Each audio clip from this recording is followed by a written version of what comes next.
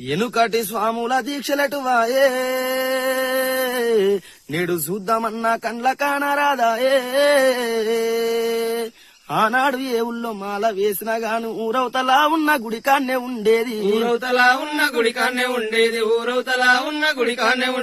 వారానికోసారి ఇంటికొచ్చిన గాని ఇంటి బయట నుండే పని సక్క పెట్టేది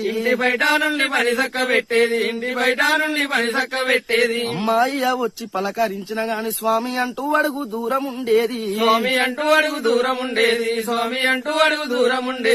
ఆలి అక్క చెల్లి మాట్లాడవచ్చిన మాతాని తలదించి మాట్లాడి వచ్చేది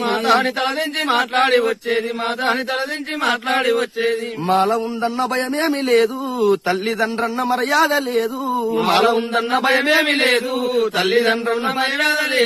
పడికి ముందట పూజకొచ్చిన ఫోనులుంటుండ్రు అల్ప అంటే ముంగటుంటుర్రు భజన అంటే వెనకదడుతుర్రు వెనకటి స్వాముల దీక్షలెటువాయే నేడు చూద్దామన్నా కండ్ల కానరాదాయే ఏ స్వామి ఇంట్లో భిక్ష అయినా గాని పొద్దంత పని చేసిపోయేది స్వాములు